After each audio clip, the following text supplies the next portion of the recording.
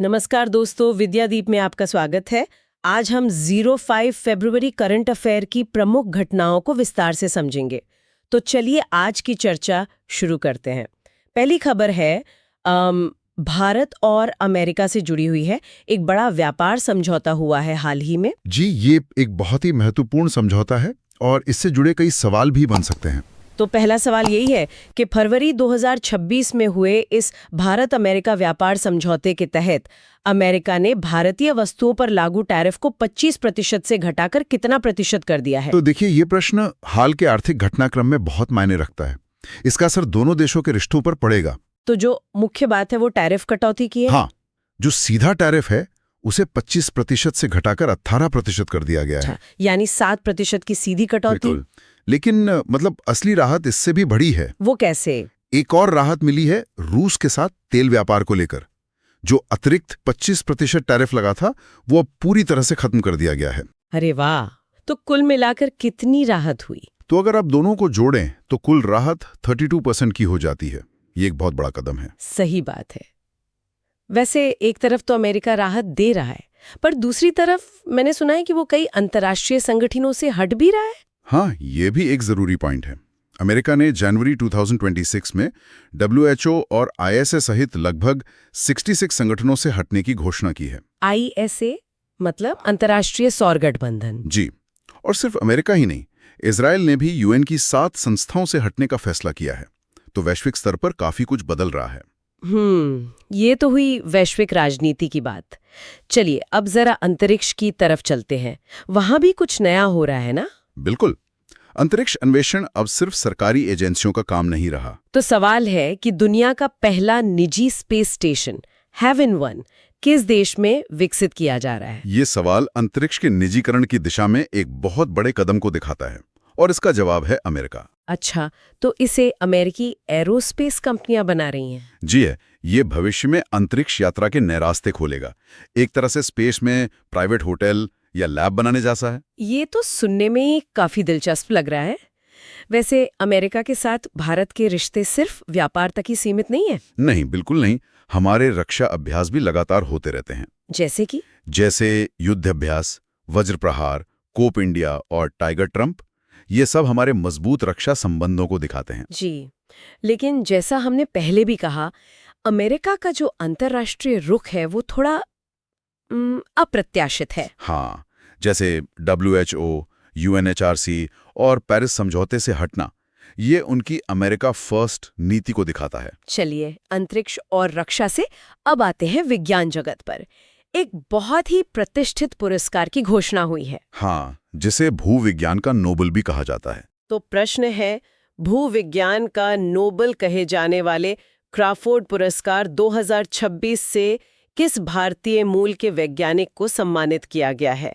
ये पुरस्कार वैज्ञानिक जगत में एक बहुत बड़ी उपलब्धि है और ये सम्मान मिला है वीरभद्रन रामानाथन को। वीरभद्रन रामानाथन, उन्होंने ऐसा क्या खास काम किया है?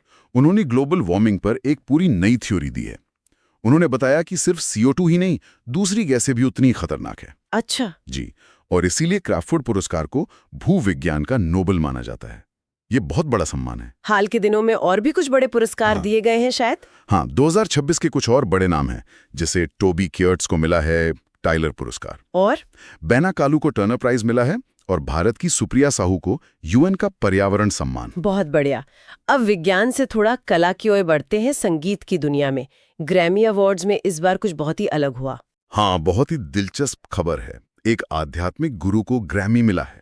तो सवाल है कि आध्यात्मिक गुरु दलाई लामा ने किस एल्बम के लिए 68वें वार्षिक ग्रैमी पुरस्कार में अपना पहला ग्रैमी पुरस्कार जीता है? जी, ये संगीत की दुनिया की एक अनोखी घटना है। उनके एल्बम का नाम है meditations, the reflections of his holiness. अच्छा, मेडिटेशंस। तो ये किस श्रेणी में मिला है? ये मिला है best audio book, narration and story telling recording की श्रेणी में। मतलब ये म्यूजिक एल्बम नहीं है? नहीं, ये उनके प्रवचनों और संदेशों की रिकॉर्डिंग है। ये 68वें वार्षिक ग्रैमी अवार्ड्स 2026 में हुआ। और भारत के लिए भी कोई अच्छी खबर थी ग्रैमी से? हाँ बिल्कुल, सितार वादक अनुष्का शंकर को 2 और नामांकन मिले। अब उनके कुल 13 नामांकन हो गए हैं। वाह! और इस साल कुछ नई श्रेणियां भी शुरू हुई हैं। जी, 2 नई श्रेणियां जोड़ी गई हैं, बेस्ट एल्बम कवर और बेस्ट ट्रेडिशनल कंट्री एल्बम। चलिए अब वापस भारत आते हैं। भारतीय रेलवे में एक बड़ा इनोवेशन हुआ है। जी, पर्यावरण को ध्यान में रखते हुए एक नई ट्रेन शुरू की गई है। सवाल यही है कि भारत की पहली LNG diesel dual fuel electric multiple unit train की शुरुआत किस शहर में की गई है? ये भारतीय रेलवे के आधुनिकीकरण की दिशा में एक अहम कदम है और इसकी शुरुआत हुई है अहमदाबाद में। अहमदाबाद में? तो ये ड्यूल फ्यूल तकनीक क्या है? मतलब ये ट्रेन LNG यानी लिक्विफाइड नेचुरल गैस और डीजल दोनों पर चल सकती है। इससे प्रदूषण बहुत कम होगा। ये तो बहुत अच्छी बात है। वैसे अहमदाबाद का नाम सुनकर भविष्य की एक और बड़ी घटना याद आती है। आप 2030 के राष्ट्रमंडल खेलों की बात कर रही हैं। बिल्कुल, वो भी अहमदाबाद में ही होंगे। जी, अहमदाबाद गुजरात का एक प्रमुख औद्योगिक केंद्र तो है ही, अब खेल का भी बड़ा हब बन रहा है। पर्यावरण की बात चली है तो एक इंडेक्स पर भी बात कर लेते हैं जो देशों की जिम्मेदारी को मापता है। हाँ, रिस्पॉन्सिबल नेशंस इंडेक्स 2026। तो इस रिस्पॉन्सिबल नेशंस इंडेक्स 2026 में 154 देशों की सूची में भारत को क्या स्थान मिला है?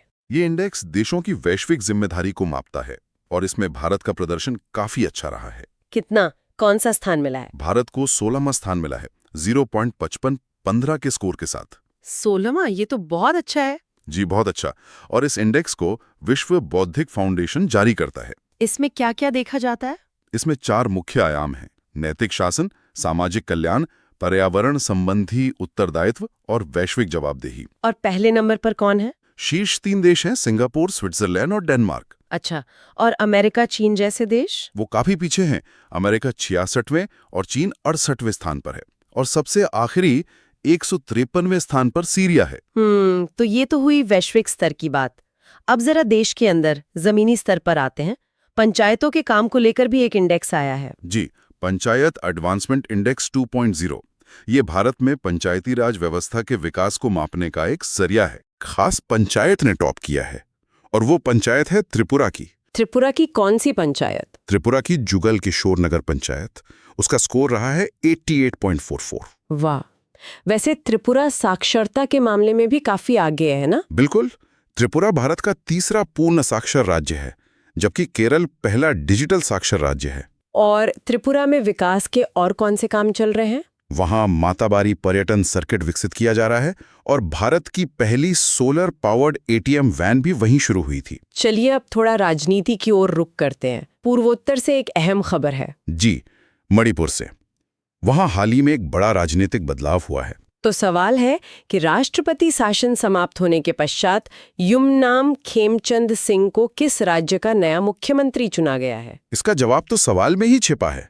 ये राजनीतिक घटना मणिपुर से जुड़ी है। जी, वहां 12 फरवरी को राष्ट्रपति शासन समाप्त हो रहा है और वे भारतीय जनता पार्टी यानी BJP के नेता हैं। मणिपुर अपनी खास चीजों के लिए भी बहुत मशहूर है। हाँ, वहाँ की 2 चीजों को तो GI टैग भी मिला है। कौन सी? एक है हाथई मिर्च और दूसरा है तामेंगलोंग संतरा। और वहाँ के त्योहार भी बहुत रंगीन होते हैं। जी, जैसे गान नगाई, मेरा होचोंगबा और योशांग। चलिए अब राजनीति के अखाड़े से असली अखाड़े यानी कुश्ती पर आते हैं। हाँ, प्रो रेसलिंग लीग का फाइनल हो चुका है। तो प्रो रेसलिंग लीग 2026 का खिताब किस टीम ने जीता है? अब खेल जगत की ये खबर कुश्ती की लोकप्रियता को दिखाती है। इस साल का खिताब जीता है हरियाणा थंडर्स ने। हरियाणा थंडर्स? जी। और फाइनल में किसे हराया? फाइनल में उन्होंने दिल्ली दंगल वॉरियर्स को हराया। ये मैच कहाँ हुआ था? ये नोएडा के इंडोर स्टेडियम में हुआ था, उत्तर प्रदेश में। और टूर्नामेंट का सर्वश्रेष्ठ खिलाड़ी कौन रहा?